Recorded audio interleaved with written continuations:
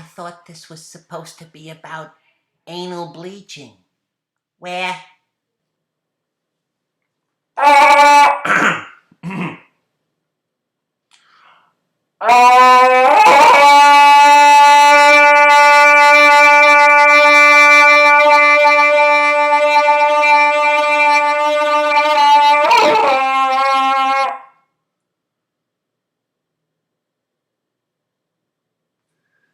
Just need to get that one out. Calling to the animals as we're about to go back into the dark ages, right? Cats and dogs living together, animals gonna take over the world. Wait, let's get started. Wait, before we even get started, hang on.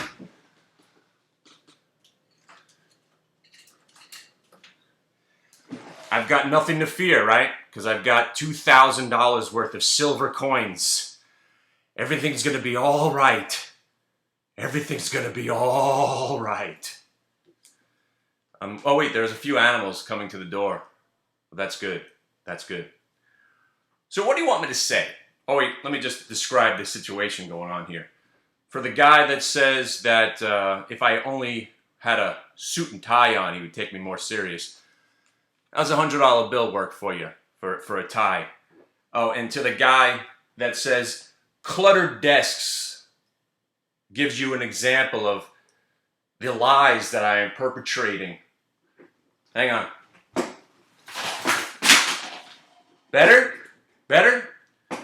Yeah, I put my $4,300 Rolex on for you. That sits in my drawer because I don't give a shit about it. Does that float your boat? How's that working out for you? All right? Let's take this off because I rarely wear it. Oh, how come my silver didn't go to $22 an ounce yesterday? Oh man, we got some shit to talk to. Oh, we got some stuff to talk to. People are looking for me to post on YouTube and stock twits about what we're doing. I don't know. It was weird that there was so many more people in the room yesterday, having a good time, learning a little bit, making a little bit of money.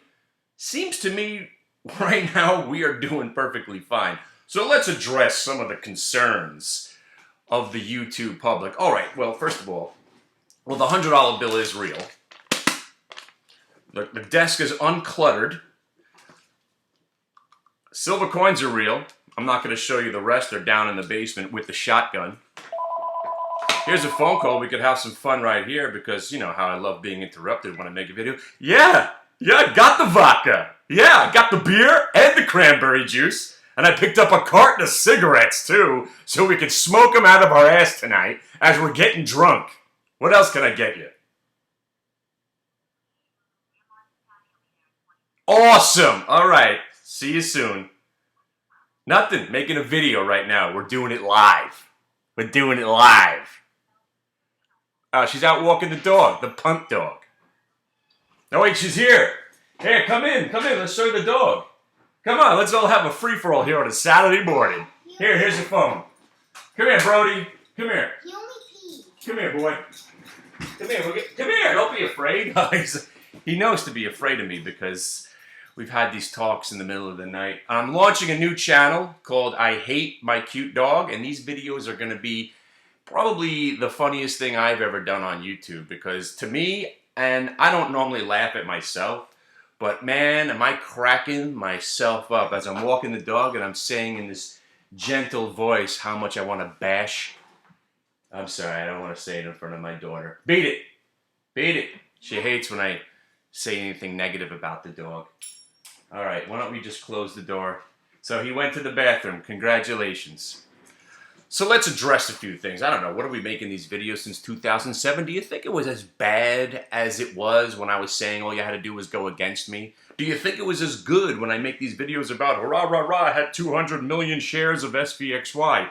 Do you think that if I say, I think the market will never go down ever again, and then it goes down the next day, does it really matter? Are you sitting there taking notes? Well, this guy on YouTube said the market's never going to go down, so I better pile into everything that he mentioned. I don't know, let's take some, he said AMD, FEYE, the QQQ, the RIG. I don't know, I'm going to buy everything I can. Hang on a second. Let me make a phone call. Yeah, hi, JP Morgan? Yeah, I was wondering, could I take out a third mortgage? Because some guy on YouTube said that I should be piling into the market because it'll never go down. Yeah, I know it doesn't sound like a great idea. Yeah, who's this guy? I don't know. He's some bald asshole on YouTube. He says the market's never going to go down. I think I should listen to him because he's been making videos on YouTube for 7 or 8 years. He must know a little bit of what he's talking about. Oh, you know about that guy? Oh, he has a chat room? Yeah, that's right. Oh, you were in the chat room. Oh, I know, right? That's where the actually reality of what he does goes on. Oh, the videos aren't meant for strategic investment advice? Wow. Man. And here I am talking on a remote control, thinking I'm talking to somebody at JP Morgan looking to borrow money. All right, well, thanks. Thanks. I appreciate that. All right, so you're not going to lend me the money? All right. Brexit? Brexit. Yeah, I know, Brexit. Crazy shit, right? Oh, crazy man. All right. So, that being said, hey! Shut that phone off! You hear that in the background? I don't even think that's that phone that exists when you leave your phone off the hook. Wow, that still actually happens. This is the 1970s. Hey, you might want to shut that phone off. You might want to get that phone. Yeah. Thank you. The phone. Live videos. This is what we do. And this is what we do in the chat room. We hang out. We have a good time. You enjoy my life. My life. So let's talk about my life. Still got the house. So this is one room in my house. I got 4 bedrooms upstairs. I got a finished basement. I got, 3,800 square feet and a half an acre of land in the back. I own a couple of buildings. Had one in Manhattan, sold it. All that being said, you know how many shares of FEYE I have right now? You said the market never goes down. Take a wild guess. Where? This is going to be the reality part of the video today. Let's take a wild guess how many shares I've got. Because I'm an utter terror for my life and my family's well-being. I'm in utter freaking horror that I think it closed at around 1550. Utter freaking terror. How many shares do I have? Because this is the real. This is the real. Really? Come on, guess. Did you say 100, 200, 3,000, 500? Somewhere in the middle there? Well, let's call it 300. Whoa. Whoa. Stop the presses. I have 300 shares. I bought 100 around 13. I bought 100 more at around 14. And I bought 100 more at around 15. And I know they were at $17 the other day, and I was saying how I own FEYE. Did that translate? Well, once again, he said he owns FEYE, so I guess I'm going to pile in right here at 17. I think he mentioned that he was buying it weeks ago at 13, 14, 15, 16. No, not 16, but I think he mentioned it. I think he did mention it over maybe 150 times in those previous videos. And, if this guy is telling me that he loves the market, but he doesn't have that much money involved, maybe I should, he's a trader. Oh, that's right, he stays in cash most of the time and just tries to make a little bit and help other people. But let's bash his head in with a fucking shovel because he's trying to help people. All right, who am I talking to? Oh, that's right, I'm sorry, it was a wrong number. Let's talk about Rig now. Ooh, Rig, because that was extra special. That was extra special, people. Hang on, I need a cup of coffee for this one. This is, strap in. Strap in, it's going to be a lot of fun. Strap in. And we're back. Reality TV here on a Saturday, 11:54. Oh, so if you're going to timestamp any of this stuff, it's Saturday, I don't know. What's today's date? I don't know. I'm going to the Grateful Dead show at Citi Field in a matter of 3 or 4 hours. So I'm really not going to remember exactly what happened on Friday. Brexit! Alright, so let's go back. Now maybe if you have watched the videos, because there's an element of truth in all the videos. Do you think that I'm going to just tell you exactly what to do on a video that's going to be, sometimes I don't load the video 4 hours or sometimes the next day, sometimes I don't make a video. I'm just going to keep reminding you, the only way you're going to tell and the only way you're going to know exactly what's going on is through this microphone in the other room where you hear me, because there's no denying the fact, if I'm doing it live, hey, let's get into some more rig here at 11:05. Sorry, at 11:10. Oh wait, there it goes. No, let's buy it here at 11:15 because that's exactly how it happened. I didn't get 11:05. I didn't get 11:10. I didn't get 11:15. I wound up buying it at 11:18, chasing it. And I said, let's use this $11 mark that it just bounced off as our stop. Hey, look, there goes rig at 11:28. Let's sell a little bit here. If it gets to 11:35, sell a little bit more. Let's look for 11:50. All right, we're out. Congratulations, we did a trade. Awesome, fantastic. Now let's take a look about the UVXY and the SVXY. So all through that chaos, you walked in and all your stocks are getting hammered. Now, I'll tell you exactly what I was thinking. I thought there would be even more of a whoosh down, maybe even a flash crash at the open, so we sat tight. And I just chose to look at a certain select number of stocks. Obviously the ones that I own, the Qs, the RIG, the FEYE, the AMD. Do I buy more here and dump everything on the move up? Because we usually have a little attempt at a rally. And oh man, did we have an attempt at a rally in the beginning of the day. But all I found was RIG. I tried to buy some pot under 17, didn't get any. Suggested you guys bought it. So whether or not you took my suggestion or not, it worked. I didn't do the trade because I didn't get it. I like to be doing the trades at the exact price that I want to do them, or I don't do them at all. Hence the fact I trade maybe twice a day, maybe 3 times. Let's go back to the positions, right? And all my genius calls, right? Now again, if you're sitting there and you were listening, what was it, 2-3 weeks ago, I was talking about RIG, and then it went down the next day.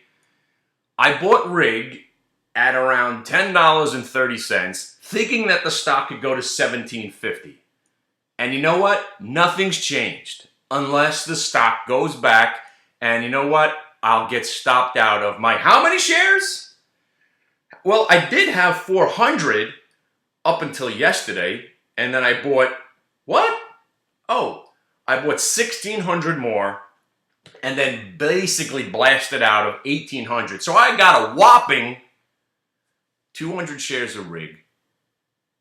And I think you know about the FEYE. And I've got, this is a shocker, AMD from 3 and change. Remember when it broke out 2 months ago? We thought it could get to 5.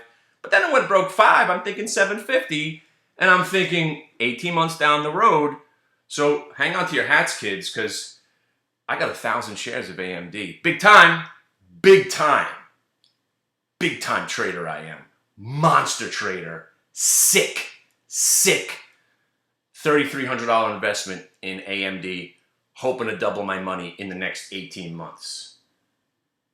So there you go. You got it? You're writing these ones down because this is real shit right here. RIG, right? Whopping 200 shares left. I got FEYE. As a matter of fact, I forget if I have 200, 300, or 400 FEYE. I'll have to check there for you.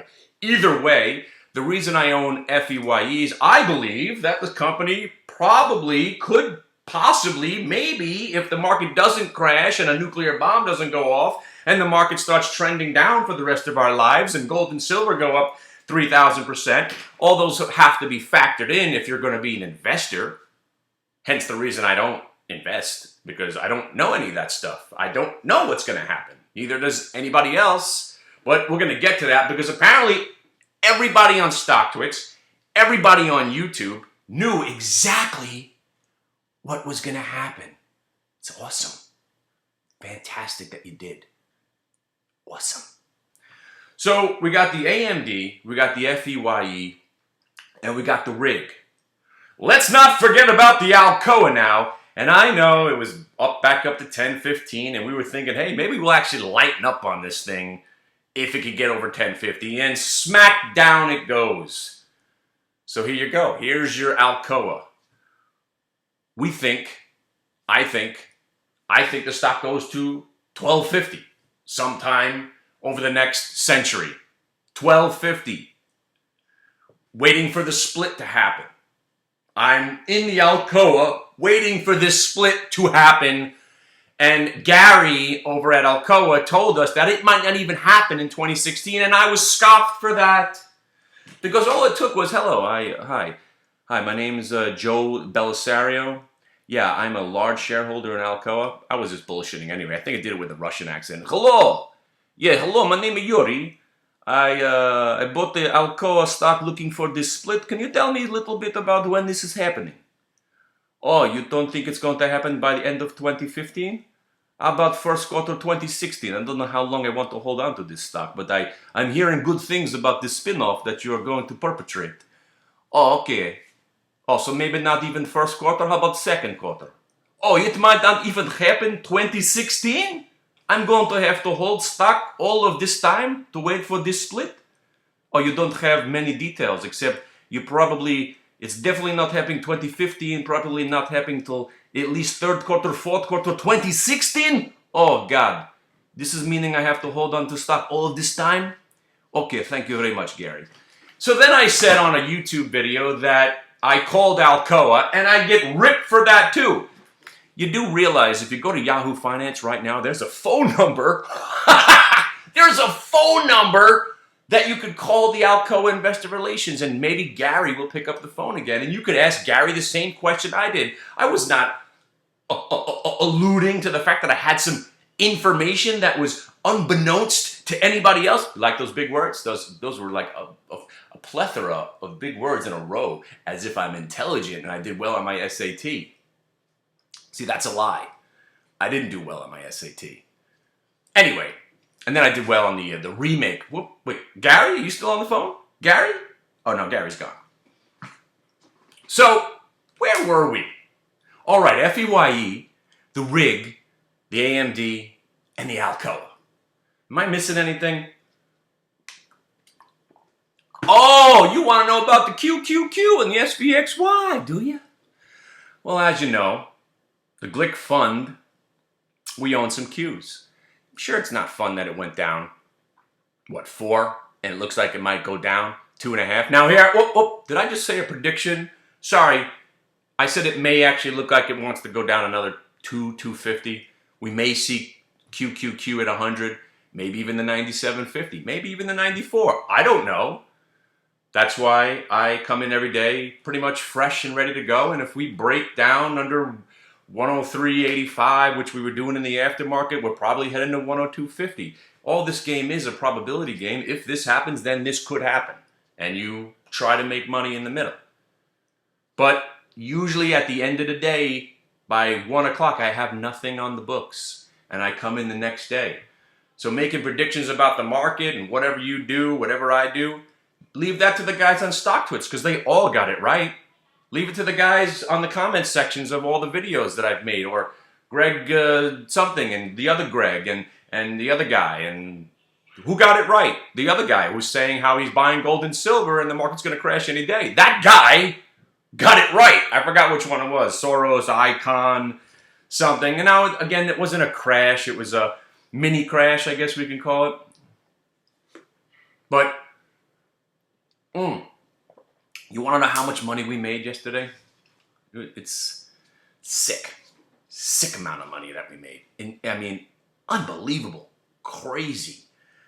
All said and done on the rig, I think I made $230. Yeah.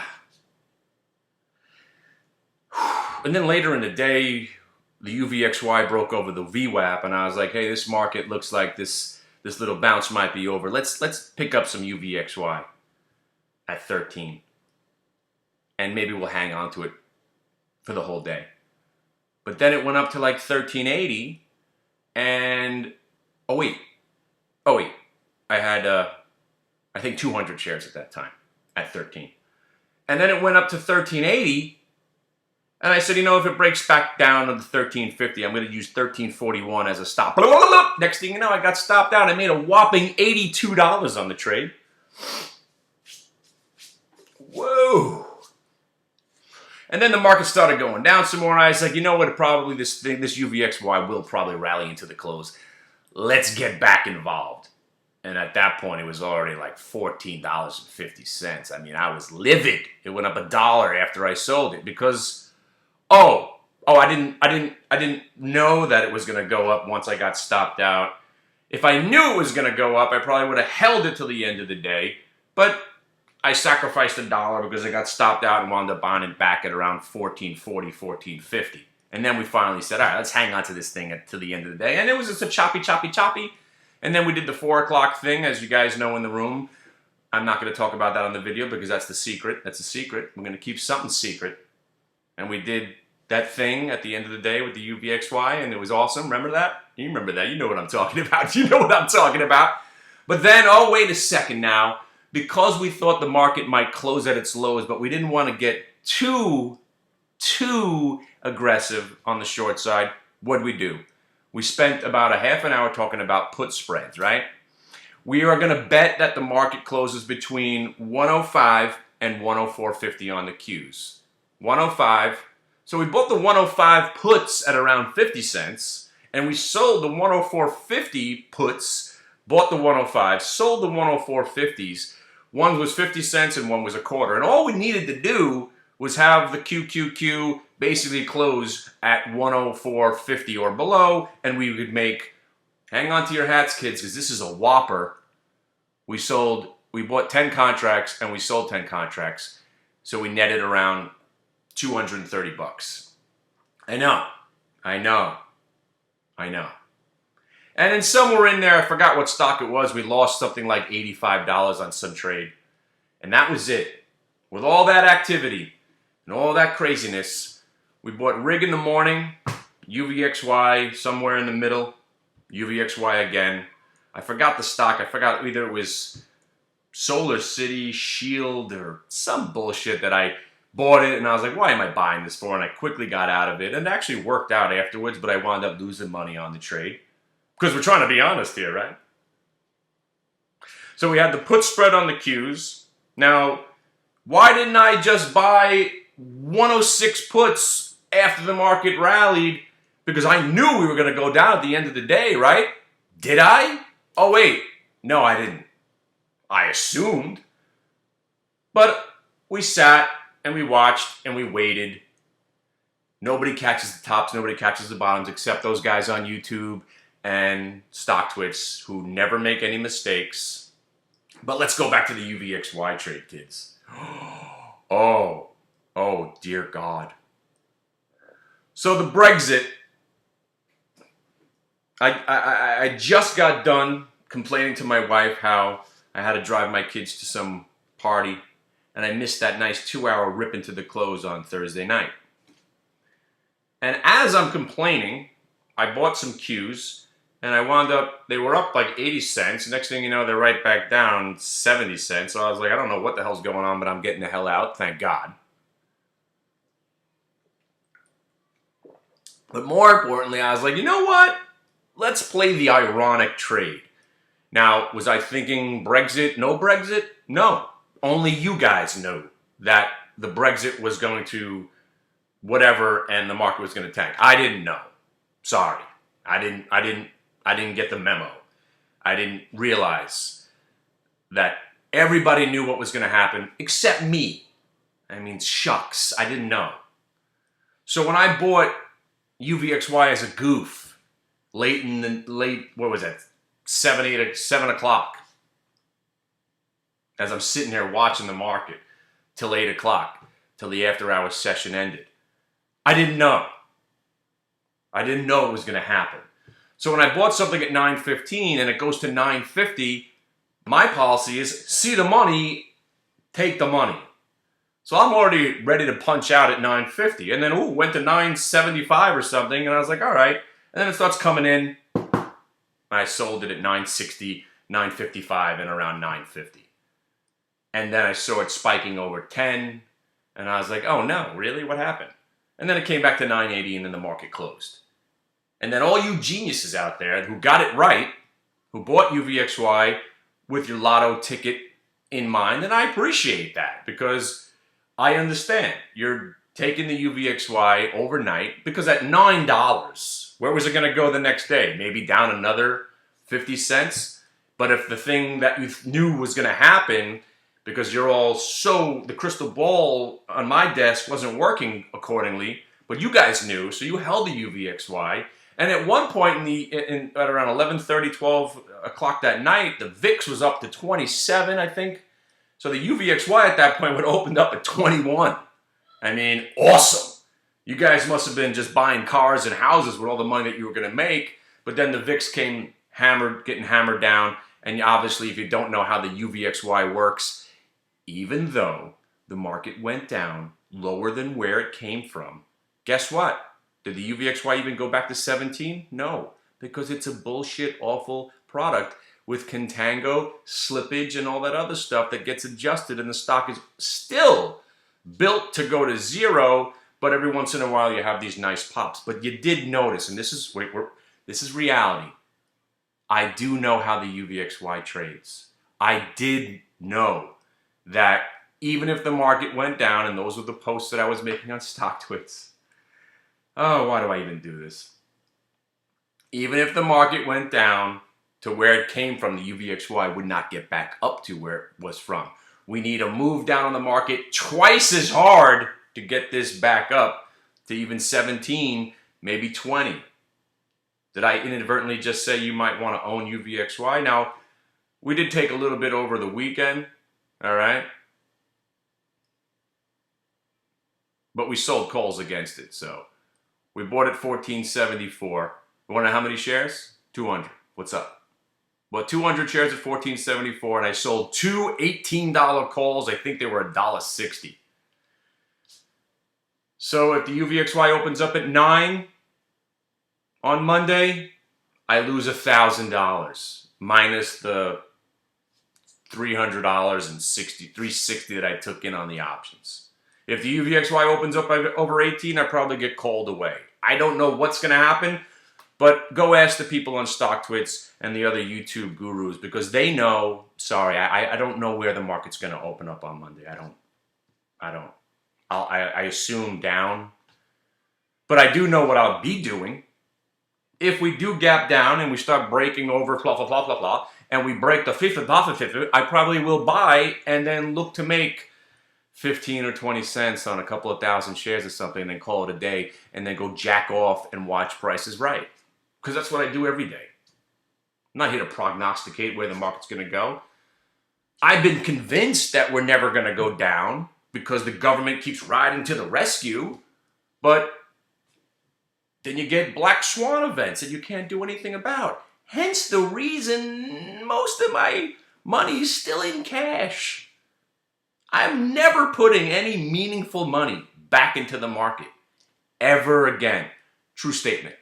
True statement. I am never going to put any real money back into the market. Even though I think it's still going to go up, I don't want to take any extra risk when I know I could do what I do intraday, make a little bit, and be happy. And hopefully FEY gets taken over, hopefully AMD gets taken over, hopefully RIG gets taken over, and hopefully Alcoa's spinoff is the greatest thing in the world. And I'll make some money on those stupid positions. But if they all go to zero, yeah, it would hurt a little bit. It's not going to change my life. So where were we? Oh, right. All right, yeah. So we got the cluttered desk out of the way. I showed you my silver. I was wearing a $100 tie and a $4,000 watch. I think the next video we'll just take a tour of the house. I'll show you the basement, the bar. I don't know, maybe I'll film my wife sleeping, because that's really where all my troubles come from. My wife. I don't know if you know this or not. You know who Christy Turlington is? My wife is an exact replica of Christy Turlington. My wife is smoking hot. She's 44 now, and she gets hotter as she gets older. I think she's a witch. And I'm a bald, aging freak with lots of rolls in his and I got no hair left, and she still likes me a little bit. Now, she likes me enough to do her wifely duties maybe, I don't know, twice a month. To me, I could be banging twice a day still.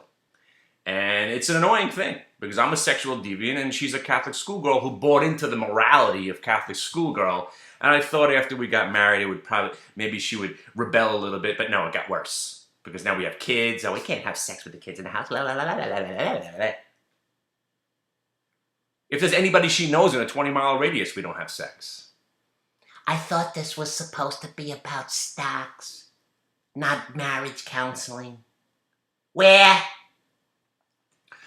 So, all that being said, remember that SVXY trade I was talking about? Absolute bullshit. You think I had 100,000 shares of SVXY? What are you, mad? What do you think, I'm a madman? Come on. You think I had 210,000 shares of UVXY the other day? What do you think I'm psychotic? I take medium risk for medium reward, and I try to do that every day, over and over again. And it seems to be catching on because more and more people are showing up to see.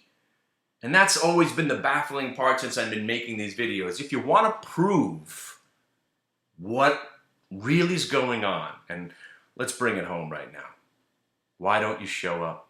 If you want to shut me up, or prove me wrong, or any of that stuff, show up. Ask the 40 or 50 people that are in there, what did he do?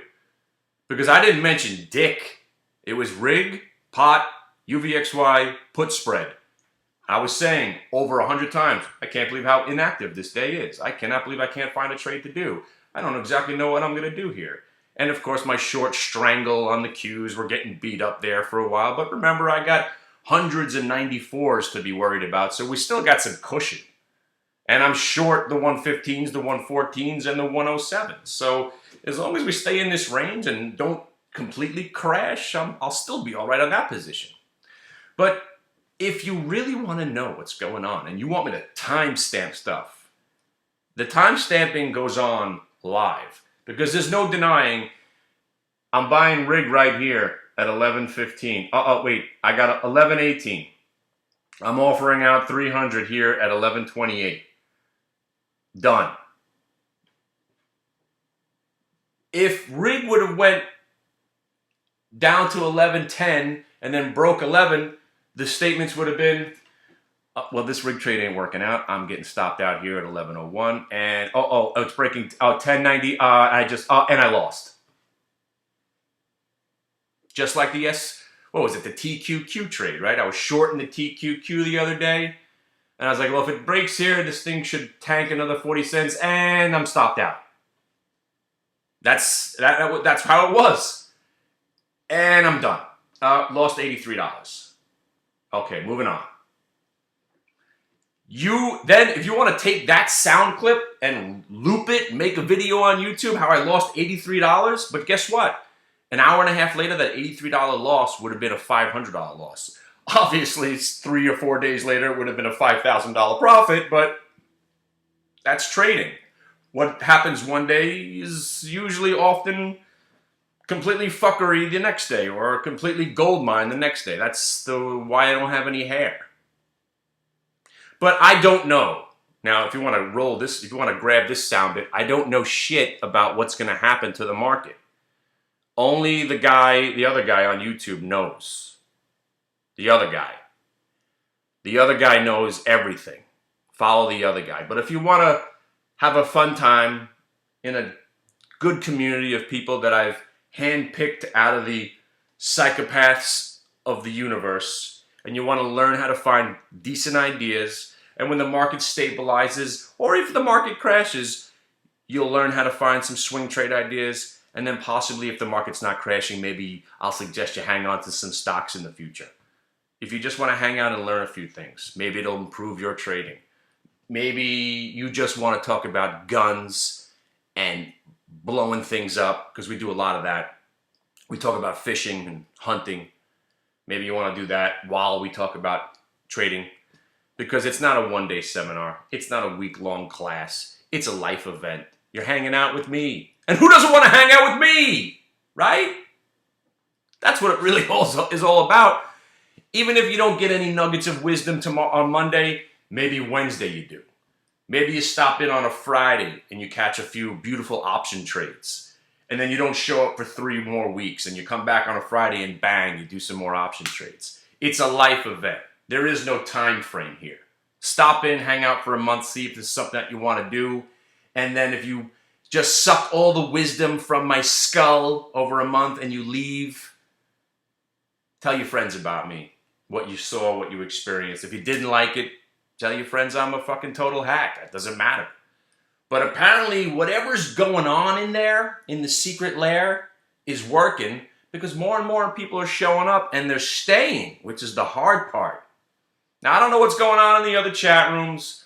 I hear there's pump and dumps going on and scams and contests and all this bullshit. I just know that I'm just trying to be as open as humanly possible and helping some people, and I'm trying to scratch a little money together and keep it going. All right? Well, I hope you have a great weekend. Good Brexit to everybody. And again, I'm not reading too deep into this Brexit thing, but if it's an anti-foreigner movement, that's kind of piquing my interest because I didn't realize that it might be, it's not a monetary thing. It's more of a nationalism kind of thing. And I might actually be all for that because we need to make a stand because jihad is coming. All right, I don't want to make any political. Did I just say that out loud? Maybe I shouldn't say that. I'll just stick to buying silver rounds, right? When I have a stroke, make sure I'll tell my wife to cover my body in all the silver that I have. Oh, I still got that 2 ounces of gold too that I bought when I was a kid. Do you know that did I ever tell you that story? I used to sell baseball cards as a child. I had my own business when I was 13. From 13 to 16, and I was making like thousands of dollars as a child. And which is we used to go to Sizzler. Remember Sizzler? But in 1984, Don Mattingly, the rookie card from Donruss. Maybe you know about baseball cards. I'll wrap it up with this one. 1986, 1987, Don Mattingly was the greatest player in the major leagues. And his 84 Donruss rookie card was flying. And I had about 40 of them. And I was using them as currency. I bought them at like, $7, $8, $10, $20, and they were trading at $100, $150. I was using them to just barter everything. Got a couple of Johnny Bench rookie cards. Got, my mantle, 55 tops with it. Anyway, but at the baseball card shows, there was the gold and silver and the stamp guys also. And I traded a bunch of Don Mattingly rookie cards for 2 OZs, and I didn't even know what OZ meant. No idea. I was like, OZ, what's 1 OZ? Oh, ounce. Oh, I get it. I got 2 OZs of gold. So to me, my cost average on let's go 1 ounce of gold. At the time, 1 ounce of gold was about $380 an ounce. I think that was 1986 or 87. And I traded a few Don Mattingly rookie cards for it. So in fact, I own gold at a cost average of about $100 an ounce. So fucking A, gold and silver, woo! Let's go, the end of capitalism. Because like I said, I do have some gold. I do have some silver, and I've got lots of weapons, and I got about 150 gallons of water in my garage. I got the canned goods, and don't forget, a lot of people forget this. If you're going to store canned goods, remember, you can't have an electric can opener, you idiot. Because when Armageddon hits, there isn't going to be any electricity. Make sure you got a couple of knives and 2 or 3 can openers. Because if one goes, you're going to be looking at all those canned goods. You're going to have to be jamming into them with knives. It's going to be a mess. You need a regular can opener, kids. A regular can opener, old school one. Twisted one, and have more than one. Have 2, possibly 3. Because if it's the end of the world, guess what? It's the end of the world. There is no going back. So you better have a good can opener. And of course, did I show you my new little mini sword? Hold on.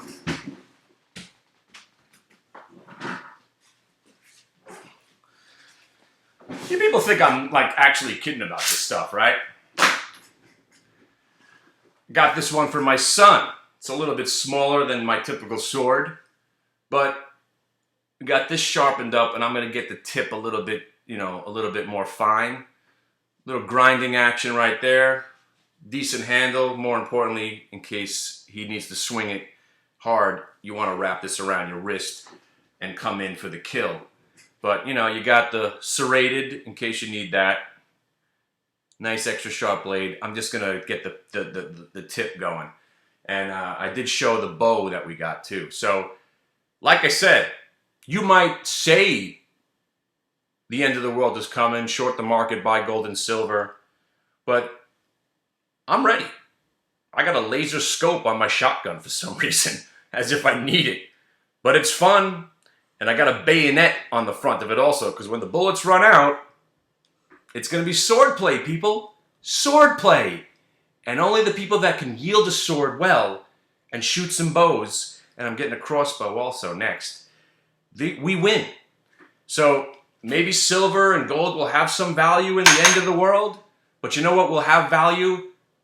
Sword training and the ability to fight and shooting a bow from 60 yards away to kill either an animal or a person for that matter.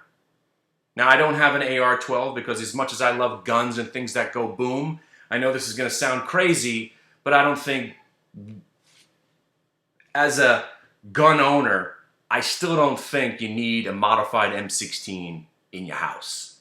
Because obviously this is what all these lunatics are buying and terrorists to kill people. Because if you're going to be a hunter, you don't need 30 rounds in an AR-12 to annihilate the deer. I don't care what kind of hunting you're doing. You don't need an AR, what is it, the AR-12? I don't even know the name of the gun. I wouldn't buy an assault weapon. I'm more into shotguns and handguns and swords. All right. Have a nice weekend. And remember, not only do you get a membership to the room, but I will defend your name and your honor. Because everybody knows where I live. When the shit goes down, if somehow you can make it to my house, I will take you to my other house where we keep the real arms and where we have the boat and enough fishing line and hooks and lures to last us about a decade. Because if we have to hit the water, you need a boat. And I got one. Plenty of water, guns and ammo and fishing equipment and swords and bows and all kinds of crazy shit. So let it happen. Let it happen. Let it all come crashing down. Because I'll be giggling my fucking Jew ass all the way through Armageddon, black paint on my face, ready to rip the shit out of any intruder. All right, have a nice day.